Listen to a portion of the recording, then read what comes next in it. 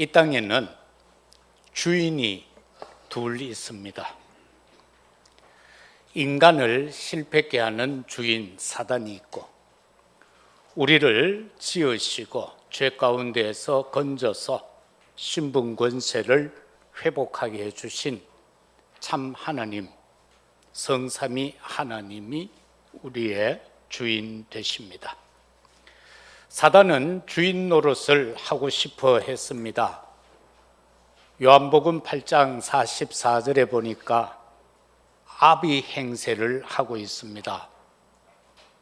세상의 아비도 좋은 것을 자식에게 줄 아는데, 이 사단은 거짓말을 주었고 살인을 주었습니다. 그리고는 자기의 진을 아주 든든히 세웠습니다. 그러나 하나님은 철장 권세를 가지시고 그 사단의 진, 곧 모든 이론, 그리고 하나님을 아는 것을 대적하는, 스스로 높아지고자 하는 그것을 무너뜨리시고 모든 생각을 사로잡아 그리스도께 복종하게 하시는 승리의 역사를 요한일서 3장 8절의 말씀처럼 하나님의 아들이 오신 목적이 뭐냐? 사단의 일을 멸하러 오셨다, 그렇게 말씀하고 계십니다. 그뿐만 아니라 우리 주님께서는 우리가 짊어지고 있는 모든 영육 간의 문제를 해결하기 위해서 십자가를 지실 때에 선언하셨습니다. 요한복음 19장 30절을 통하여서 다 이루었다라고 말입니다. 나의 문제, 나의 근심, 걱정, 나의 모든 것들이 주님이 십자가에서 이미 다 이루었다고 하셨습니다. 어떻게 보면은 다 이루어진 것을 우리는 붙잡고 근심하고 걱정하고 염려하고 있는 줄로 압니다. 이 사단이 어떻게 주인 행세를 합니까? 창세기 3장에서 보면은 창조되어진 인간에게 와가지고는 그가 아니다라는 겁니다. 하나님이 주신 축복, 그가 아니라는 겁니다. 네가 그 하나님이 되면 된다라고 말입니다. 그러면서 결국 인간을 실패시켰습니다. 하나님을 섬기고 살아가야 할 인간을 찾아와서는 그러할 거 뭐가 있느냐? 네 하고 싶은 대로 해라. 네가 즐기고 싶은 대로 즐겨라. 그렇게 또 인간을 속이고 있습니다. 11장에 들어가서 보면은 인간을 또 속입니다. 성공하면 끝이다라는 겁니다. 그러나 우리가 오늘날 볼 때에 그 사단이 한 말은 다 속임이었습니다. 다 거짓말이었습니다. 그리고 또한 신약시대에 와서 보면은 사도행전 13장과 16장과 19절의 내용 속에서 무속으로 성도의 삶을 흩뜨리고 인간의 삶을 흩뜨립니다. 점술, 그리고 우상 숭배를 통해서 인간을 실패케 하고 하나님을 떠나게 하는 모습을 우리는 봅니다. 오늘 우리가 읽은 본문의 말씀은 예수님께서 첫 번째 행하신 기적, 이적, 표적에 대해서 하신 말씀입니다. 잔치집에 초청을 받아 갔습니다. 거기에 보니까 일가 친척쯤 되는 것 같아요. 마리아도 가가, 어머니도 가가 있었고 예수님도 초대받고 예수님의 제자들도 함께 초대받아간 현장입니다. 그런데 느닷없이 잔치집의 가장 중요한 요소 중에 하나인 포도주가 떨어졌다라는 겁니다. 이 포도주가 떨어진 상황 속에서 일어난 문제입니다. 우리는 오늘 여기에서 당신에게 주인은 누구십니까? 라는 기도 제목 가지고 살피겠습니다.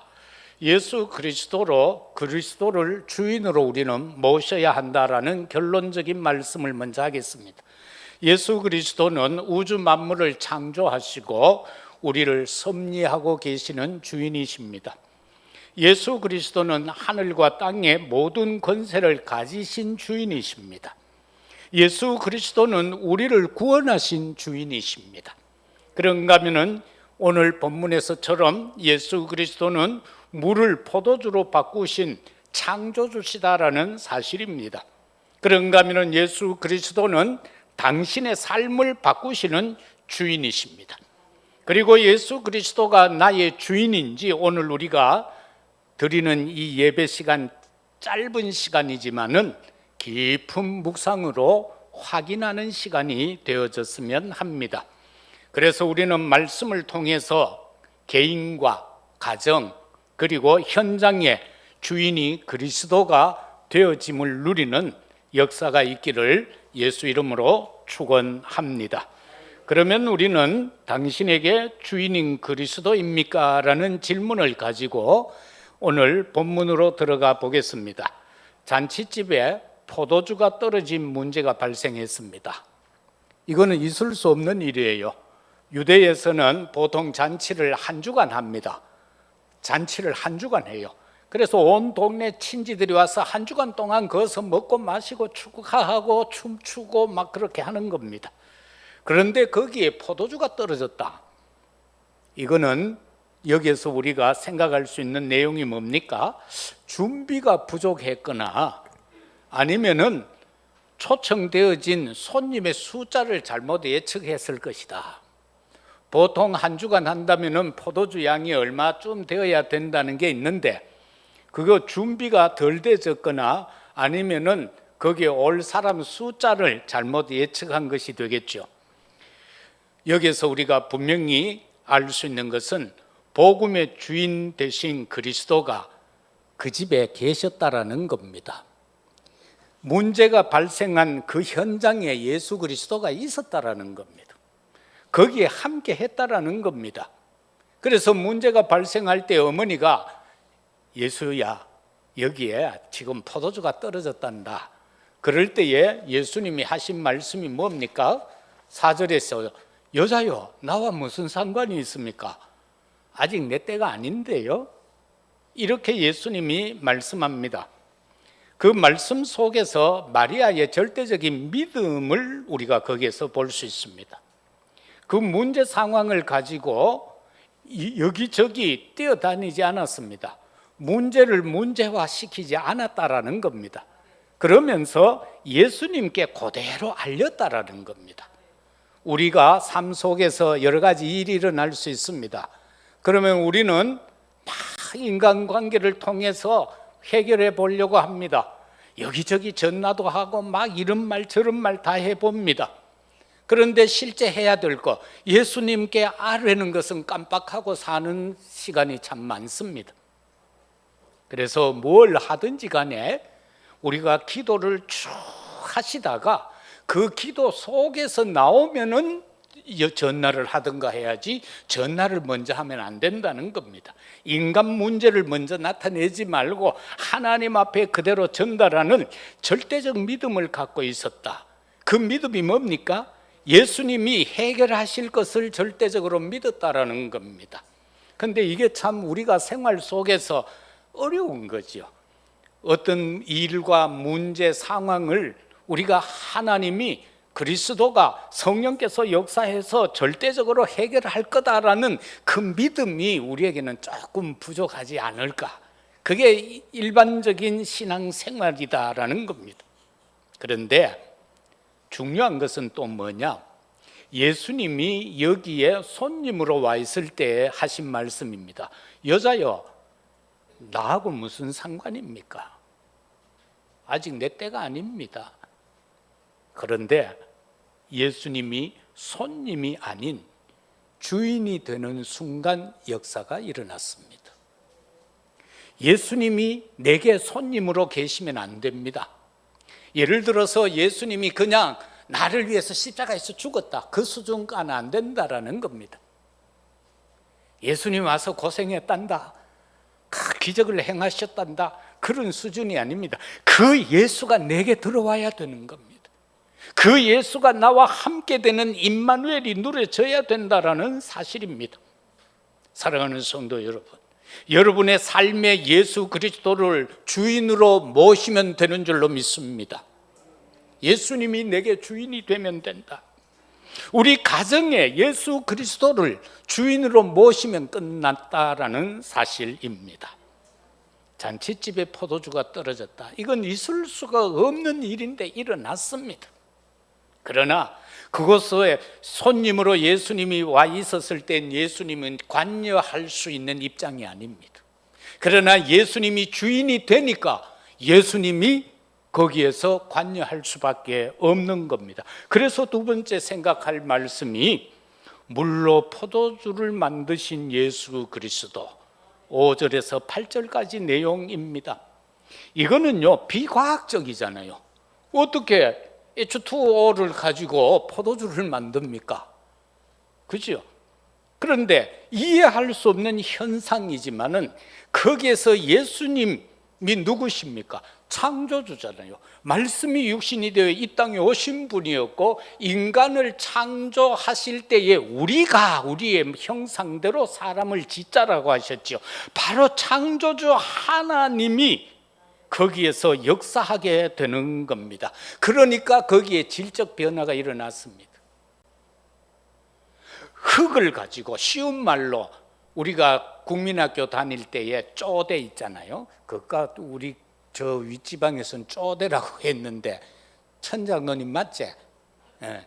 그 뭐 이래 산 같은 데 가면 그 흙이 나오는 거 있어. 시커무리한 거 찐득찐득한 찰흙 같은 건데 그걸 갖고 와가 막 뭘 만들어요. 그것이 하나님이 흙 가지고 사람을 만들었어. 자기 형상대로 만들어서, 그리고 그 코에 생기를 불어넣으니 사람이 된 거예요. 그래서 우리는 막 흙이잖아요. 그래서 와서 가버리죠. 그래서 요즘은 그냥 굽어버립니다만은 옛날에는 다 흙으로 돌아가야 된다 해서 매장을 하죠. 그래서 여기서 질적 변화가 일어났다. 물이 포도주로 바뀌어지는. 그래서 고민을 해봤어요. 예수님은 엉뚱한 일은 안 하시잖아요. 안 하시지요. 오병이어 기적 일으킬 때도 5,000명 먹일 때에 그냥 아무것도 없는데 역사했습니까? 아니죠. 이건 내 생각입니다. 여러분 들어보고 그냥 흘리면 됩니다.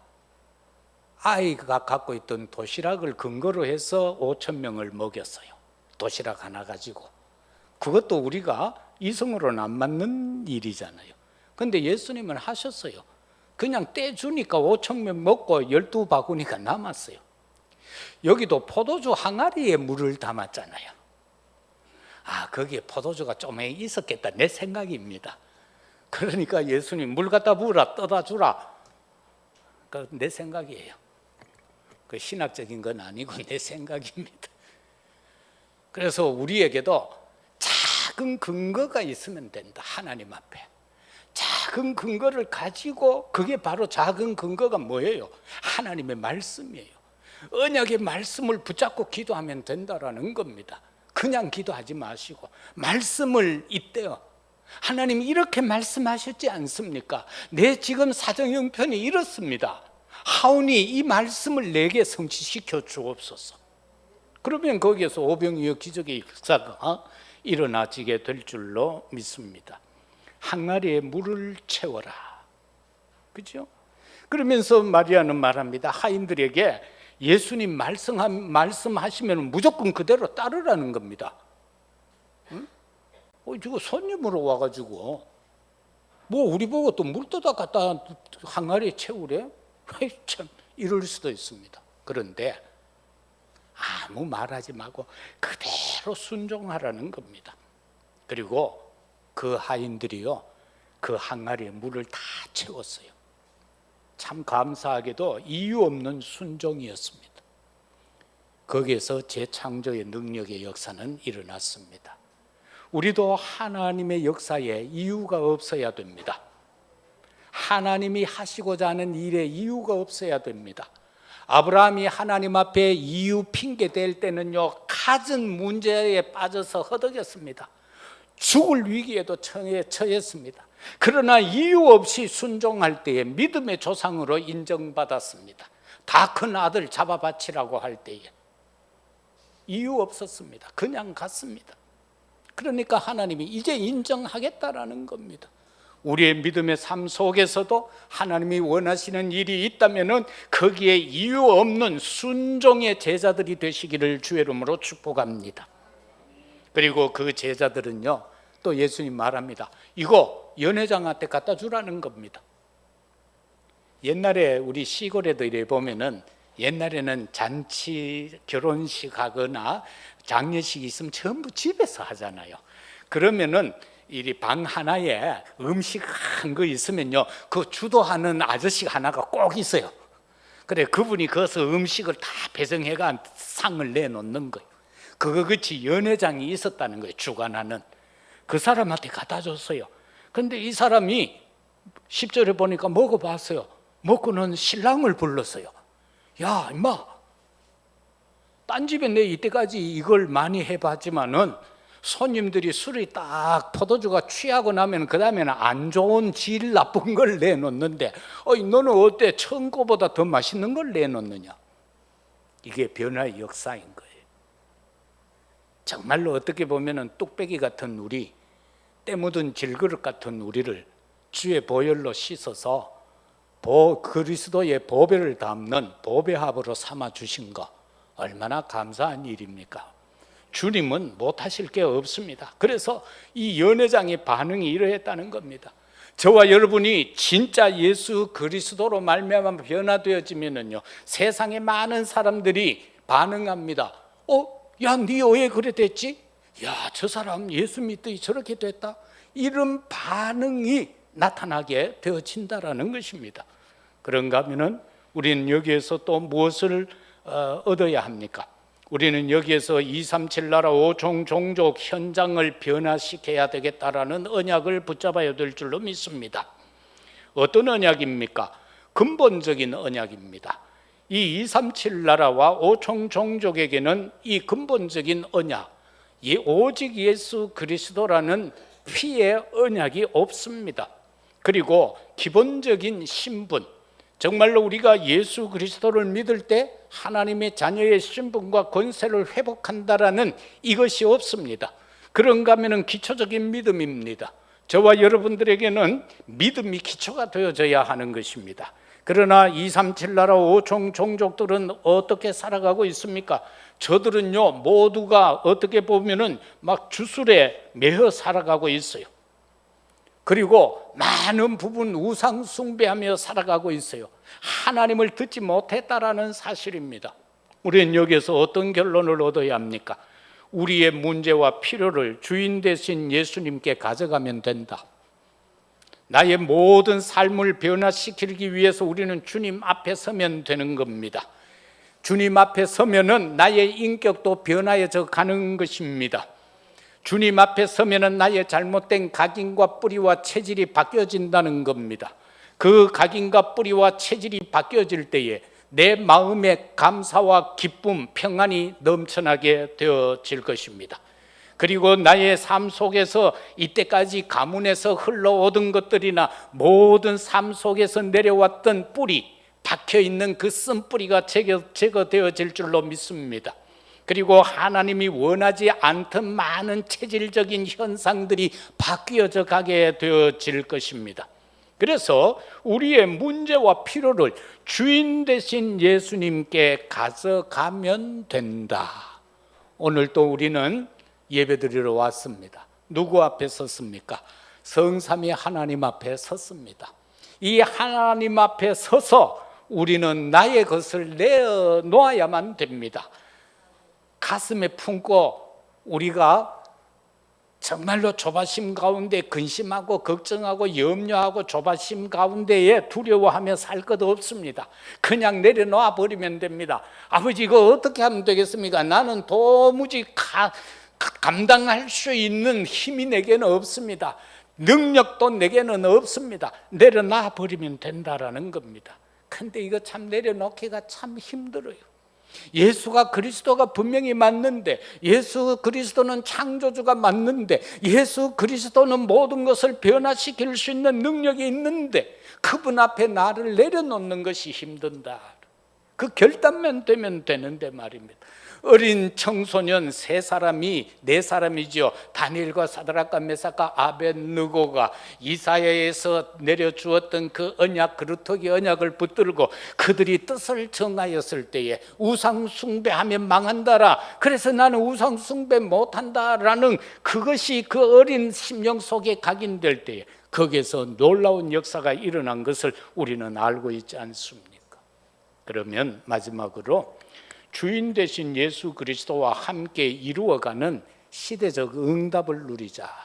저와 여러분은 예수 그리스도를 주인으로 모시고 이제 임마누엘 함으로써 우리가 하나님이 가장 기뻐하고 원하는 시대적 응답을 누려야 하는데 그것이 뭐냐? 모든 문제 해결이라는 것. 모든 문제 해결. 이 사실을 저와 여러분들은 꼭 붙잡아야 됩니다. 예수님이 다 이루었다 하셨으니 우리 걱정할 거 뭐 있겠습니까? 다 이루었다는데. 그리고 예수는 분명히 베드로를 통하여 고백을 받으셨잖아요. 주는 그리스도시요 살아계시는 하나님의 아들이라는 고백을 받았을 때에 주님이 너무 기뻐하셨어요. 우리도 이 고백이 있으면은 베드로를 향하여 기뻐하시고 베드로에게 축복하셨던 것처럼 주님은 우리를 기뻐하시고 축복하시게 될 것입니다. 그것이 바로 우리에게 주어진 이 영원한 그리스도 언약인 것입니다. 그리고 그리스도가 함께 하니까 어떤 응답이 왔어요? 수치를 당하지 않는 응답이 왔어요. 잔치집에 포도주가 떨어져 보면 그 잔치 망치잖아요. 그죠? 잔치 망쳐요. 그러면서 사람들이 쑥덕거리겠죠. 이건 뭐 준비도 안 하고 혼인잔치 하냐고. 이런 결혼식에 말이다 음식이 떨어지고 포도주가 떨어지고 아이고 저 집 아줌마 뭐 예를 들어 저 의성떼기는 왜 저래 하고 막 뭐 그런 소리를 막 할 것 아니. 그죠? 그런데 여기에서 그리스도가 함께함으로 역사됨으로 수치를 면하게 되어졌다. 저와 여러분도요 자칫 잘못하면은 사단에게 참소를 당할 수 있어요. 사단은요 믿음이 좋은 사람이든 믿음이 약한 사람이든 계속 여호와 하나님 앞에 참소합니다. 하나님, 내가 두루다녀 보니까 저 대구 가면은 동구 신암 우리 사동이요 신암 사동에 아양로 120번지에 가면은 그 교회가 하나 있는데 거기에 김일환 목사가 있는데요. 가가 읽고 저읽고 어쩌고 저쩌고 금방 그거요. 말씀도 잘 안 읽고요. 금방 그거 기도도 잘 안 하고요. 금방 그 현장에 전도하러도 잘 안 가고요. 그런 놈이 있어요. 그런데 그게 목사라고 막 극하고 있어요. 가면서 하나님 앞에 계속 참소하는 거예요. 그러나 하나님은 오늘날까지도 내가 수치를 당하지 않도록 지켜주셨고 보호해 주셨고 함께 하셨더라는 겁니다. 이게 여러분에게도 그대로 적용이 되시기를 주의 이름으로 축복합니다. 내가 어떻게 살았든 내가 어떻게 부족했든 사단이 계속 참소합니다. 그러나 하나님은 그 소리 개의치 않습니다. 왜? 죽기까지 하면서 구원해놨는데 옆집에서 와가지고 자기 자식 욕한다고 애가 야 이놈의 새끼야 나쁜 새끼야 하면 두드러 팰 부모가 어디에 있습니까? 그래? 네 눈에는 그래 보였나? 내 눈에는 눈 안에 여도 안 아픈 자식이다. 내가 죽으면서까지 건져냈는데 네가 왜 욕하냐? 그러면서 말하지요. 욥을 그렇게 참수할 때 네 마음대로 한번 해봐라. 생명은 건들지 말고 네 마음대로 한번 해봐라. 그럴 때에 세상적으로 보면 욥이 쪽팔리는 일을 얼마나 당했습니까? 그럼에도 불구하고 욥이 하나님을 원망하지 않을 때에 끝에 가서 결과적으로 배의 축복 속에 서는 모습을 우리는 말씀을 통해 확인할 수가 있는 겁니다. 그래서 절대로 우리 믿는 자는 사단이 아무리 고발해도 수치를 당하지 않는다. 어떻게? 예수님이 나와 함께하기 때문에, 예수님이 나의 주인이시기 때문에 그렇다라는 사실인 겁니다. 그러면은 시대적 응답을 우리는요 이 은혜를 받았으니 시대적 응답 속에 들어가야 되잖아요. 세계 교회 지금 재앙에 빠져 있습니다. 세계 교회가 재앙 속에 빠져 있는데 이거를 건져내야 할 사명이 우리에게 있다. 어떻게 해요? 지금 신학교가 얼마나 많습니까? 목사가 얼마나 많습니까? 훌륭한 신학자 얼마나 많습니까? 그런데 왜 한국교회는 문 닫아가고, 한국교회는 왜 교인이 줄고, 왜 주일학교가 없어져 가고, 왜 젊은이들이 교회를 떠납니까? 신앙이 다 식어버렸어요. 다 식어버렸어요. 저 화산이 터지면서 용암이 막 수천도가 되게 붉게 막 흘러내리던 그것이 바다에 다다라서 식어서 그냥 바위 덩어리, 시커먼 바위 덩어리가 된 것처럼 되어져 버렸다라는 겁니다. 미국의 뉴욕 타임즈에 이런 기사가 실렸습니다. 미국에 대한, 교회에 대한 내용입니다. 미국과 캐나다 교회 영감이라는 단체가 있는데 거기에 편집장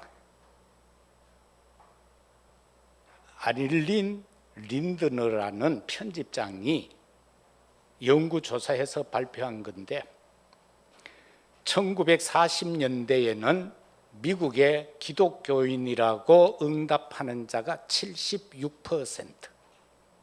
그런데 2020년도에는 47%. 그리고 많은 젊은이들은 교회를 싫어해서 떠나버렸다. 그리고 팬데믹을 당하면서 많은 교인들이 가나안 성도가 되어버렸다. 가나안, 이스라엘 백성들이 광야를 거쳐서 가나안에 들어가 가지고는 허리끈 풀고는 헬렐레해가 있는 것 같이 변해버렸다. 그래서 그 명칭을 가나안 성도라 그렇게 표현을 했어요.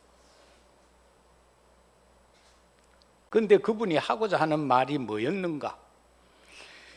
2030년까지는 북미 지역의 개신교 10만 곳이 문을 닫을 것이다. 교회 10만 개가 없어진다는 겁니다. 2030년이면 지금 몇 년 남았어요? 지금 24년도니까 5, 6, 7, 8, 9, 10 6년 지나면 미국에는 교회가 10만 개가 없어진다.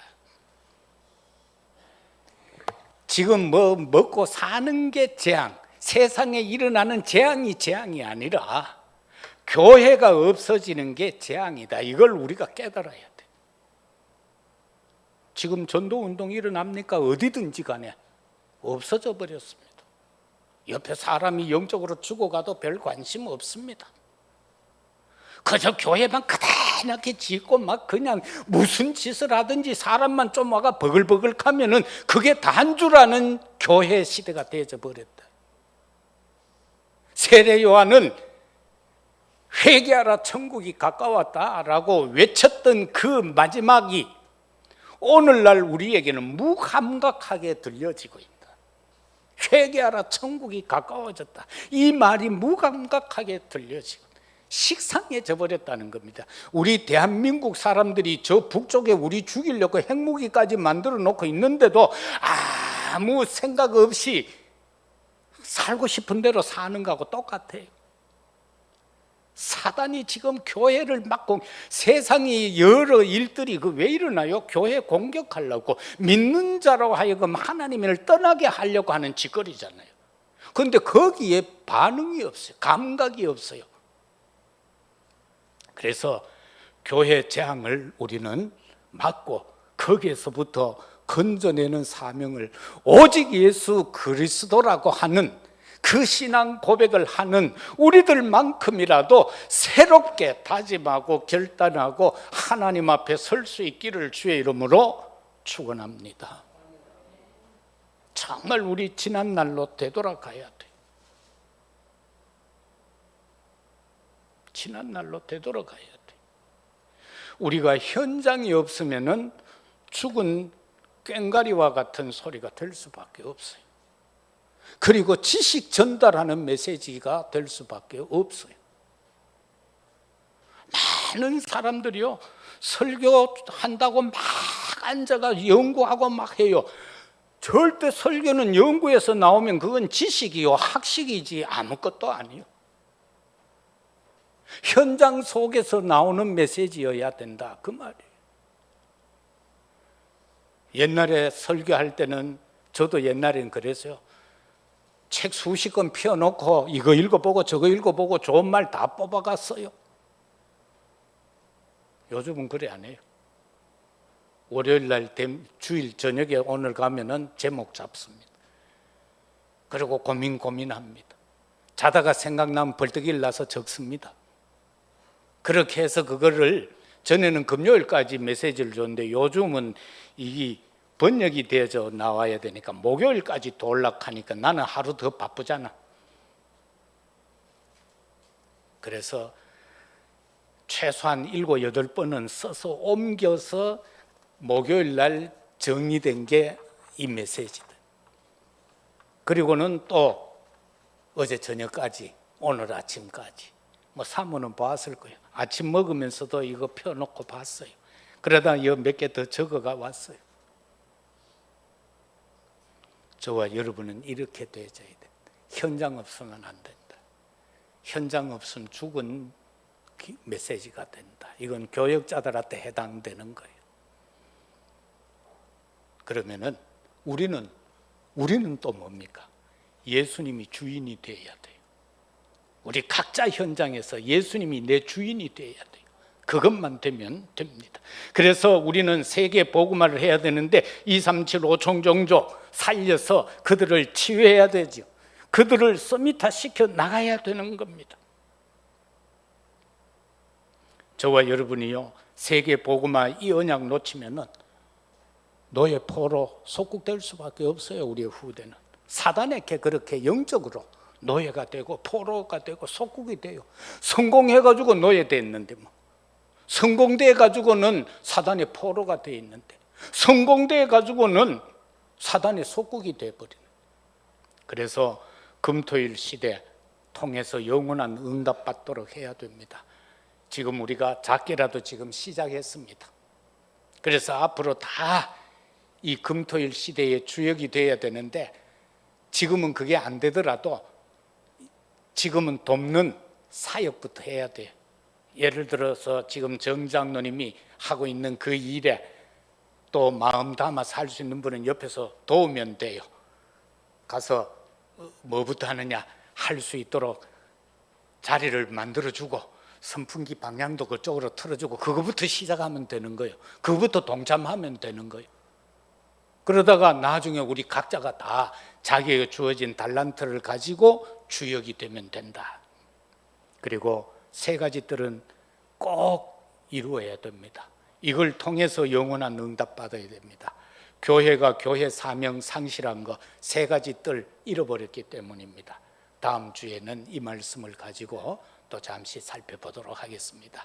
사랑하는 성도 여러분, 여러분의 주인은 누구십니까? 우리의 주인은 누구입니까? 나의 주인은 누구입니까? 이 말씀 간직하시고 한 주간 현장에서 예수 그리스도가 여러분의 주인됨으로 인하여 하나님께 영광이 되어지는 귀한 일들 속에 승리하시기를 예수 그리스도 이름으로 축복합니다. 아버지 하나님 감사합니다. 당신의 주인은 누구십니까? 혼인잔치집에 가장 중요한 것 중에 하나인 포도주가 떨어져 버렸습니다. 예수님이 주인으로 가 있었습니다. 그곳에 손님으로 가 있을 때 아무 일도 없었습니다. 그러나 예수님이 주인이 되실 때에 물이 변하여 포도주가 되고 그 잔치는 성황리에 끝나게 되어집니다. 아버지, 내 삶 속에 주님이 주인이 되시옵소서. 우리 가정의 주님이 주인이 되시옵소서. 내 자녀의 주인이 주님이 되시옵소서. 내 산업의 직장에 주님이 내 주인이 되어 주옵소서. 예수 그리스도 이름으로 기도드리옵나이다. 아멘.